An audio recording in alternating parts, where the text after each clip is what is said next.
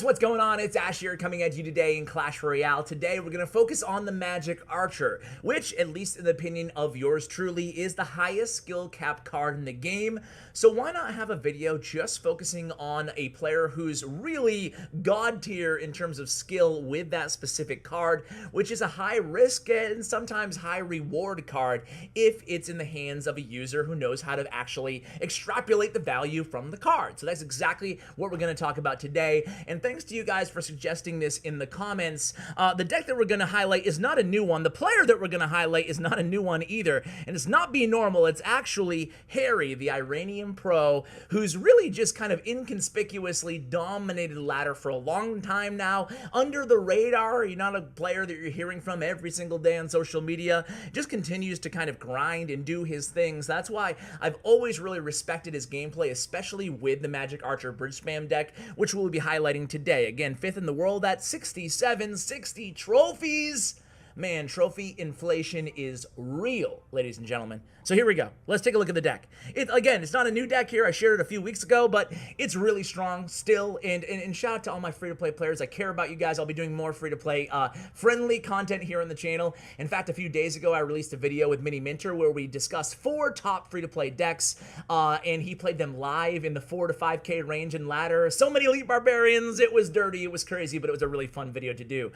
In case you missed that one, I'll link it below for you guys. So today I want to start out actually by hopping into a quick training camp, because I want to show you the 6 positions where you can play your Magic Archer. Why not, right?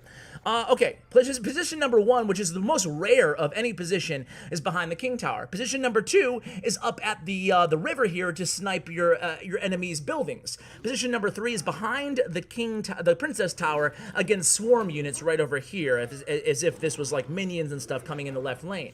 Position number 4 is going to be opposite lane of the attack on defense. So that's if you want to counterattack into this lane. Position number 5, of course, is the same lane of the attack.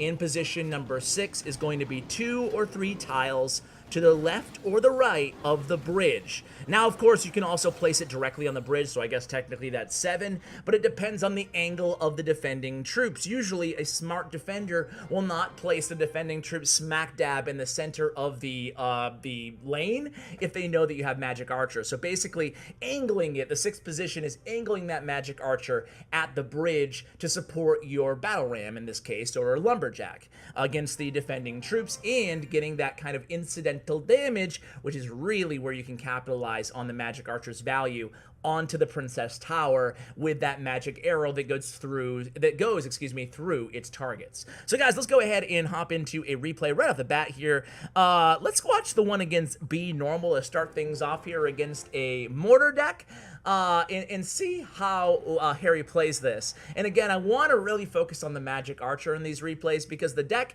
while a high skill cap deck and certainly a very effective deck, probably one of the strongest decks in all of ladder right now if you have the legendaries and the card levels. Of course, these opponents are all maxed out, as well as Harry here, but it's just such a strong deck. And I noticed 4 of the top 10 players in the world as of this morning we're using this very deck. So there's going to be actually a mirror matchup against Semi-Patriot that you guys will probably enjoy as well. So here comes the first Magic Archer. We're already seeing tons of value, allowing that Battle Ram to actually hit that tower and actually doing a lot of damage to this boy Rascal. Just look at how fast the Magic Archer fires, totally killing the Rascals here, and now staying alive to engage against this tower. Remember, this Magic Archer was actually used on defense to begin with, and then we get even more chip damage out of that Magic Archer, and that was playing the Magic Archer same lane on defense there. So now again, same lane as that Mortar on defense. So now again, we're just going to go ahead and cycle. This deck does a lot of cycling in the awkward kind of transition phases of the match,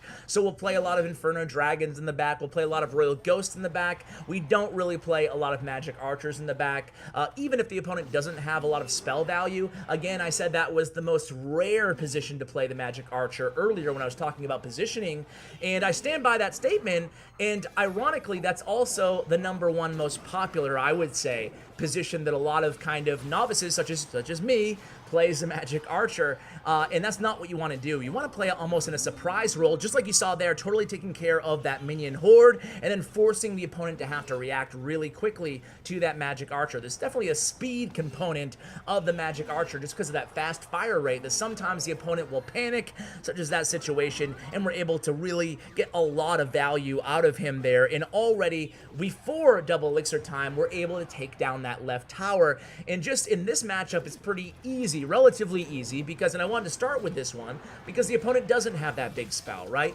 But even though they don't have that fireball, it doesn't mean we're always just going to play the Magic Archer in the back, unless we're cycling, just defending at the end of the match when we already have the lead, such as this circumstance right now. That was our first Magic Archer, and I want to say the only one that you'll see played behind the King Tower in today's video. A lot of time, we're just getting a tremendous value out of kind of, you know, in a way similar to Princess, where Princess, sometimes she can just chill, you know, and just play defense on your side of the arena before she gets to the bridge for quite a long time, and that's honestly where she represents, or what represents a lot of her value that she brings to the table.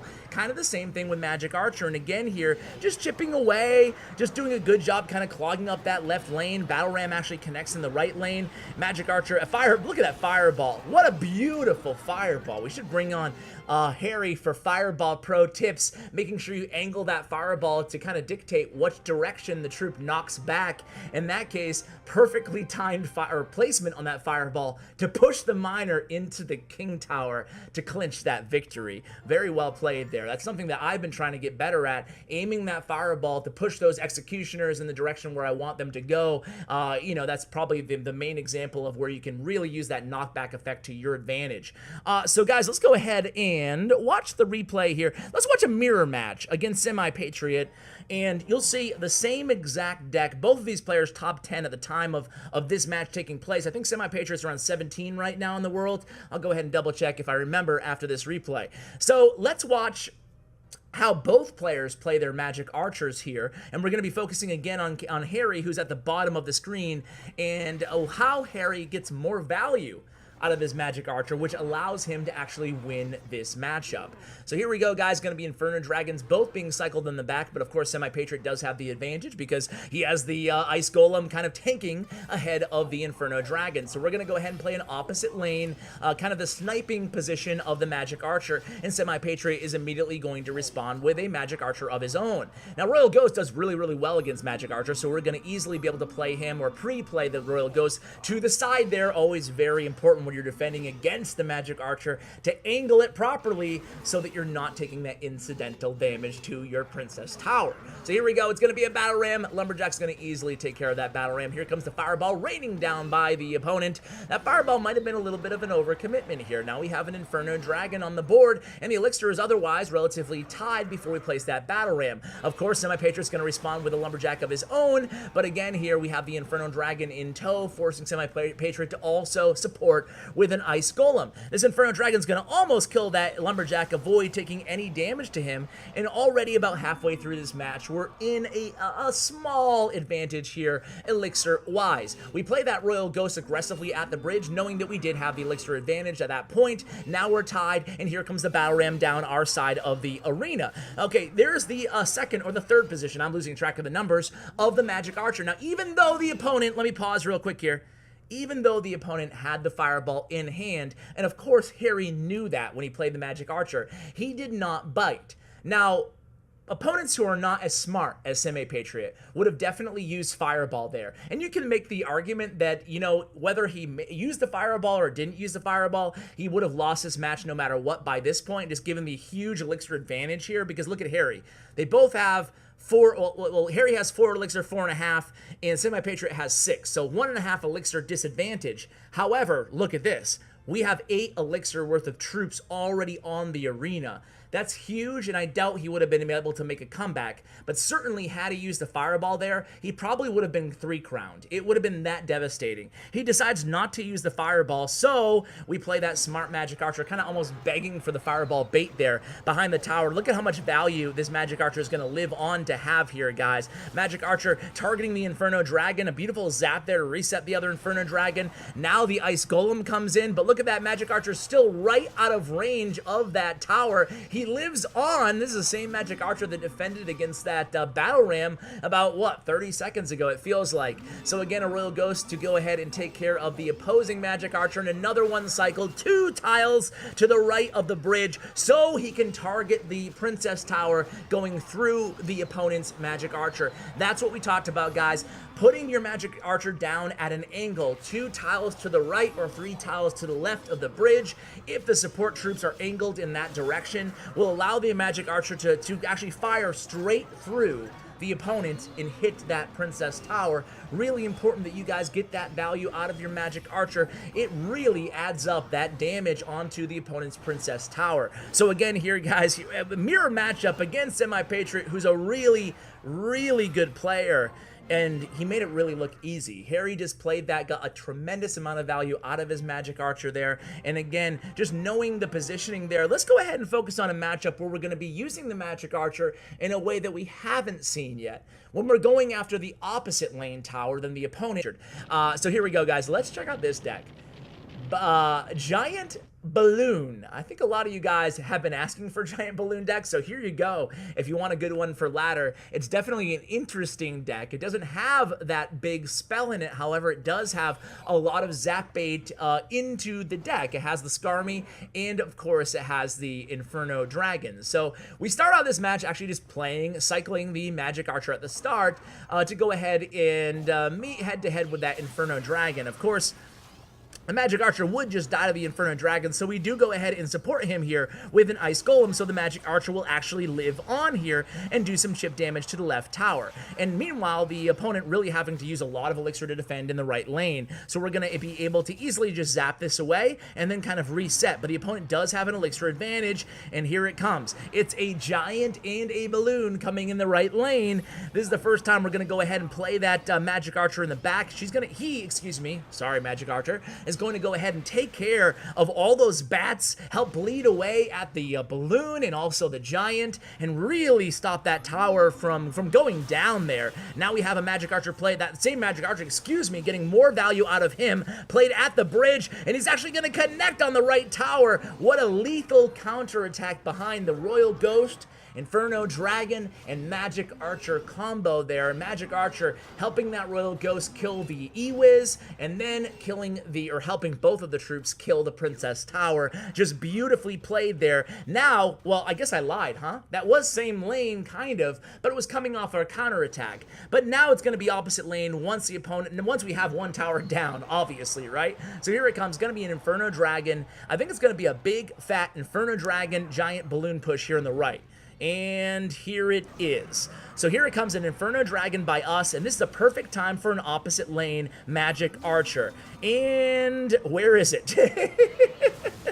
Here it comes, maybe, sorta.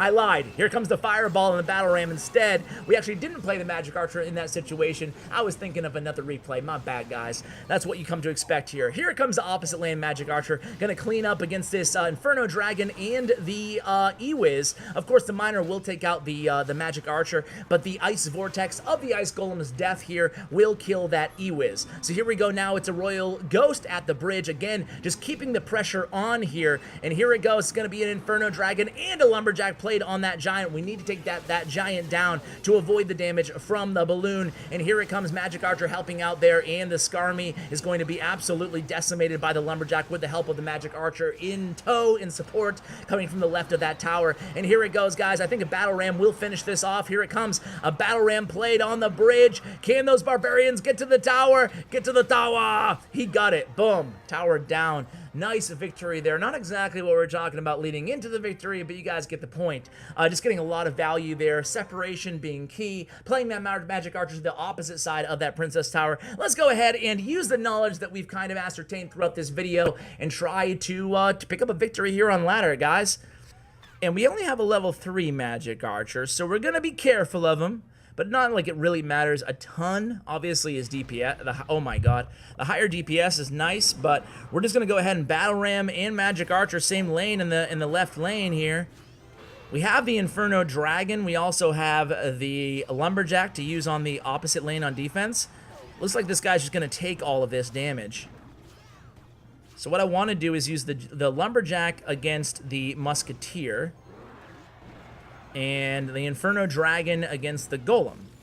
And that should actually be fine. I'd rather protect my Lumberjack here, so I'm going to go ahead and cycle to another Ice Golem.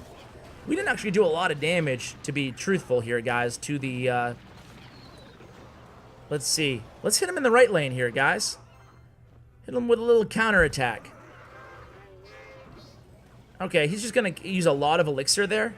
So I'm actually going to push left here now. Just because I feel like I have a really big Elixir advantage, and he just uses Cannon as well. So I have my Zap ready. Nice, nice, nice, nice. This guy is really low on Elixir. If I can just capitalize on this, and look at that, the tower actually targeted onto the Magic Archer, allowing my Royal Ghost to get quite a few hits there in the left lane. You really never want to start out, even though it didn't really cost him that much, you really never want to start out, at least in my opinion, with... I'm just going to Fireball here, guys. I haven't seen a pump from this guy yet. That could have been a big mistake, but, you know, I don't know. I didn't really have an obvious play, I felt like. I didn't want to use my Inferno. I could have played a Lumberjack at the bridge, which honestly was probably the right decision. I'm going to play a Lumberjack instead, along with the Battle Ram here. And let's just see if we can get like a lot of damage against that, against this Golem here. Or at least against the support troops. So what I want to do is cycle to an Ice Golem again to tank here. And then I want to get a Battle Ram for that mini P.E.K.K.A.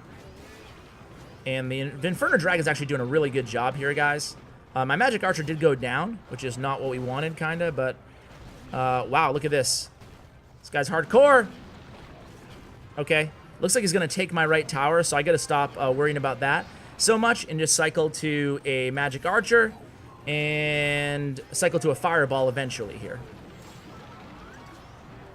Okay, 17 seconds. I don't want to panic. Well, there's actually no reason at all to panic, so... we're just going to go ahead and Fireball. We can't get the cannon, unfortunately. Good placement there on that cannon. Let's see if he drops a Golem. I don't think he will, but you never know. Okay, he does. We're going to hit this dude hard. Gonna get a Lumberjack over there. I think we got him here, guys. I think we got him. Lumberjack does a really good job on defense. You can tell this guy is not about going all in on this push. I'm gonna Battle Ram here in the pocket. Royal Ghost intercepts that mini P.E.K.K.A. Trying to keep the pressure up here. I'm gonna go ahead and Fireball zap this Muskie. Let that Lumberjack go to work. And he gets the job done. So good game. Wow. Didn't make it look easy. Probably made a bunch of mistakes, but it's a really fun deck to play, and it helps you get better at the game. So guys, I hope you enjoyed this video. Huge shout out to Brandon Shong, my YouTube partner. Check out his information in the description below. Thank you so much for watching, and as always, take care, guys.